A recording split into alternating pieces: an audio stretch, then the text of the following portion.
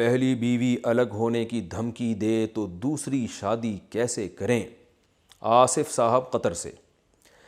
ایک بندہ دوسری شادی کرنا چاہے مگر پہلی بیوی کہے کہ وہ گھر چھوڑ کر چلی جائے گی اور بچہ بھی لے جائے گی تو کیا کرنا چاہیے؟ شادی کرنی چاہیے۔ وہ چلی جائے گی، کہیں نہیں جائے رہی انشاءاللہ، زمین پر ہی رہے گی، مریخ پہ نہیں جا سکتی وہ۔ یا تو اس کے سائنسدانوں سے تعلقات ہوں اور راکٹ کے ذریعے وہ اس کو چاند پہ لے جائیں تو پھر تو گھبرانے کی بات ہے۔ یہیں رہے گی انشاءاللہ اسی زمین پہ۔ جب شادی آپ کی ہو جائے گی تھوڑے دنوں میں، اللہ کی رحمت سے پوری امید ہے انشاءاللہ واپس آ جائے گی۔ لیکن آپ نے اس کے حقوق پورے ادا کرنے ہیں، اس سے محبت میں کمی نہیں ہونے دینی، اس کا آپ نے بڑا خیال کرنا ہے۔ اتحیات کے آخر میں کون سی دعا پڑھیں؟ اتحیات میں جب بیٹھتے ہیں تو آخر میں کون سی دعا پڑھی جا سکتی ہے؟ اتحیات کے آخر میں جب درود شریف پڑھنے کے بعد ہم کوئی بھی دعا پڑھ سکتے ہیں جو قرآن و سنت سے ثابت ہو۔ اخپل طریقے سے، جسے پشتو میں کہتے ہیں، آپ خود سے دعا نہیں مانگ سکتے، کیونکہ نماز میں ایسا کلام جو لوگوں کے کلام کے مشابہ ہو وہ جائز نہیں ہے، چاہے وہ اردو میں ہو، عربی میں ہو، انگلش میں ہو، کسی بھی زبان میں۔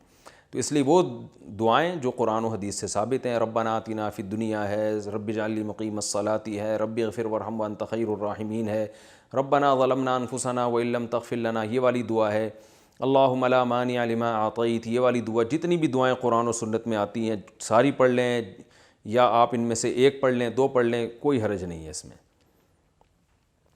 سر کے بال کتنے بڑھانے چاہیے؟ سر کے بال کتنے بڑھانا سنت ہے؟ حسنین خان ٹیکسلا سے۔ دیکھیے، سر کے بال رسول اللہ صلی اللہ علیہ وسلم پٹے والے رکھا کرتے تھے، کانوں کی درمیان تک بھی ہوتے تھے، کانوں کی لو تک، اور جب بہت زیادہ بڑھ جاتے تھے تو کندھوں تک بھی آ جاتے تھے، لیکن اس کو آپ صلی اللہ علیہ وسلم کٹواتے تھے۔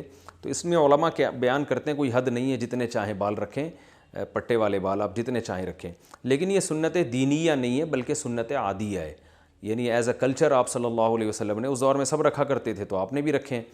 تو یہ کوئی ضروری نہیں ہے، کوئی نبی کے عشق محبت میں رکھنا چاہے تو اچھی بات ہے، لیکن کوئی یہ وہ دینی سنت نہیں ہے۔ چھوٹے بال بھی رکھ سکتے ہیں، بڑے بھی رکھ سکتے ہیں، جیسے چاہیں رکھیں، لیکن بال چاروں طرف سے برابر ہوں، کہیں سے چھوٹے کہیں سے بڑے، یہ ٹھیک نہیں ہے۔ بستر پر سامنے کوئی بیٹھا ہو تو نماز پڑھ سکتے ہیں؟ اگر بیڈ کے کنارے پر نماز پڑھی جا رہی ہے اور سامنے کوئی بیٹھا ہوا ہے یا لیٹا ہوا ہے تو کیا اس طریقے سے نماز پڑھی جا سکتی ہے؟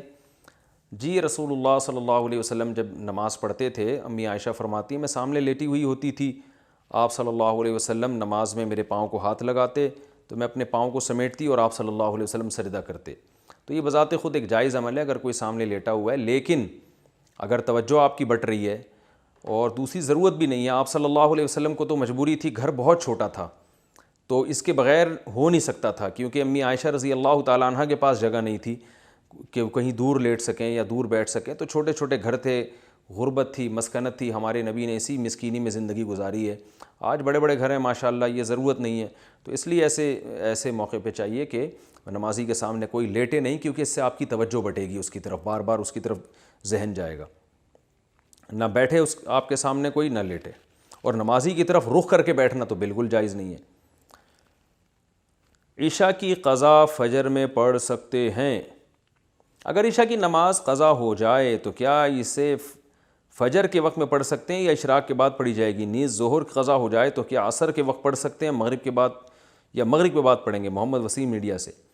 جناب محمد وسیم صاحب، سب سے بڑی بات تو یہ ہے، اور پہلی بات، کہ نماز قضا کرنا جان بوجھ کر گناہ کبیرہ ہے، اس سے بڑا اسلام میں کوئی جرم ہے ہی نہیں شرک کے بعد، تو اس لیے کبھی بھی قضا نہ ہونے دیں۔ اور اگر کبھی ہو گیا اتفاق سے، آنکھ نہیں کھلی، تو حدیث میں آتا ہے جب کوئی من نسی عن صلاۃ او نام عنہا فلیصلیھا اذا ذکرھا فان ذلک وقتھا، کما قال صلی اللہ علیہ وسلم، کسی کی آنکھ لگ جائے یا بھول جائے تو جیسے ہی یاد آئے اسی وقت پڑھ لے، تو یہی اس کا وقت ہے۔ تو اگر عشاء میں یہ سو گئے تھے، آنکھ نہیں کھلی، تو جیسے ہی آنکھ کھلی ہے فوراً پہلے عشاء پڑھیں، فجر بعد میں پڑھیں، چاہے فجر کا وقت داخل ہو چکا ہو۔ یہی حکم ظہر کا ہے کہ جیسے ہی ظہر یاد آئی ہے آپ کو تو فوراً پڑھ لیں، عصر سے پہلے پہلے۔ کورونا کی وجہ سے قربانی کی جگہ صدقہ کرنا، کیا کورونا کی وجہ سے اس بقرعید پر قربانی کرنا ضروری ہے یا وہی رقم کسی غریب کو دے سکتے ہیں؟ بقرعید تو گزر گئی بھائی، صدقہ جائز نہیں ہے بقرعید کے موقع پر۔ صدقہ جائز نہ ہونے کا مطلب یہ ہے کہ قربانی کا حکم صدقے سے ادا نہیں ہوگا، قربانی ہی کرنی پڑے گی۔ ناول افسانے پڑھنا کیسا ہے؟ ناول کہانیاں پڑھنے کی کس حد تک گنجائش ہے؟ بنت عنایت، ڈیرہ اسماعیل خان سے۔ یہ بھی وہی ہے، ناول میں عشق معاشقے کی باتیں ہوتی ہیں، ٹائم ویسٹنگ ہے۔ میں نے کسی سنجیدہ اچھے عالم کو، اچھے آدمی کو ناول پڑھتے ہوئے نہیں دیکھا۔ وہ مفید پڑھیں، نبی صلی اللہ علیہ وسلم کی سیرت پڑھیں، ہسٹری پڑھیں، تاریخی کتابیں پڑھیں، اس سے علم میں اضافہ ہوگا۔ ناول میں کیا رکھا ہے؟ اگر آپ کی یہ نیت ہے کہ اردو ادب یا انگلش ادب میں بہتری پیدا ہو جائے تو بھی اچھی کتابیں پڑھ لینا، تاکہ اس میں ایک تیر سے دو شکار ہو جائیں گے۔ تو جائز ہے لیکن بہتر نہیں ہے، یہ ٹائم ویسٹنگ ہے، اور بلکہ اخلاق خراب ہونے کا بھی خطرہ ہوتا ہے اس میں۔ حج کمیٹی کے پاس پیسے ہوں تو زکوٰۃ کا حکم۔ میری والدہ کو حج کمیٹی سے حج پر جانا تھا، لیکن اس سال حج کینسل ہونے کی وجہ سے ابھی بھی حج کمیٹی کے پاس پیسے پڑے ہوئے ہیں، کیا ان پیسوں پر زکوٰۃ نکالی جائے گی؟ سلمہ بنت ظہیر بنگلور سے۔ جی ہاں، نکالی جائے گی، کیونکہ یہ آپ کا قرض ہے جو انہوں نے واپس کرنا ہے۔ غسل کے وقت کان کی بالیاں اتارنا ضروری ہے کیا؟ حیض کی حالت میں کانوں میں جو بالیاں پہنی جاتی ہیں یا ناک میں پہنا جاتا ہے، کیا غسل کرتے وقت اس کو دھونا لازمی ہے؟ بنت عنایت، ڈیرہ اسماعیل خان۔ جی ہاں، دھونا لازمی ہے۔ اگر ہلانے سے پانی اندر پہنچ جاتا ہے تو نکالنا ضروری نہیں ہے۔ اگر ہلائے بغیر، یعنی وہ جو ناک میں ہے یا کان میں بالی ہے اس کو نکالے بغیر سوراخ میں پانی نہیں پہنچتا تو پھر اس کو دھونا لازم ہے، یعنی اس کو کھولنا اور پانی پہنچانا لازم ہے۔ اس میں وہمی نہ بنے، تھوڑا سا بھی یوں کریں تو پانی پہنچ جاتا ہے آرام سے۔ اس کو ہلا لیں اچھی طریقے سے، بالی کو، کانوں میں جو خواتین کے بالیاں ہوتی ہیں، پانی کا چھینٹا ڈال کے نا اچھی طرح سے بالی کو ہلا لیا جائے اور پانی پھینکا جائے تو پانی پہنچ جاتا ہے۔ کیا خلا کے بعد نکاح ہو سکتا ہے؟ ایک خاتون انڈیا سے۔ میرا 1 مہینے پہلے خلا ہوا ہے، اب ہم دوبارہ نکاح کرنا چاہتے ہیں، البتہ خلا میں میری مرضی شامل نہیں تھی، ہماری فیملی کے مسائل کی وجہ سے یہ ہوا تھا، ہم دونوں نے اپنے منہ سے کچھ نہیں کہا تھا، صرف کاغذات پر دستخط کیے تھے، کیا یہ خلا ہو گیا تھا؟ جی ہاں، ہو گیا تھا۔ اگر میاں نے دستخط کر دیے تھے تو اگر اس پہ 3 طلاقیں نہیں لکھی تھی، خلا کا لفظ لکھا ہوا تھا، تو یہ 1 طلاق بائن ہے۔ آپ جب چاہیں دوبارہ نکاح نئے مہر کے ساتھ کر سکتے ہیں، آئندہ شوہر کو 2 طلاقوں کا اختیار ہوگا۔ کتے کا منہ لگ جائے تو جسم ناپاک ہو جائے گا۔ عابد صاحب، آسٹریلیا سے۔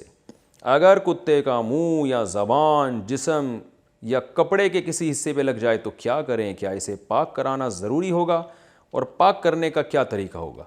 دیکھیں، منہ لگنے سے ناپاک نہیں ہوتا، زبان لگ جائے گی یعنی تھوک لگ جائے گا نا کپڑوں پہ تو کپڑے ناپاک ہو جائیں گے، اور اس کا وہی طریقہ ہے جو عام ناپاکی کو دور کرنے کا طریقہ ہے، آپ پانی سے دھو لیں، اس کو 3 دفعہ دھو لیں، ویسے تو آج کل نلکوں سے تھوڑا سا رگڑ کے دھو لیں، بس پاک ہو جائے گا۔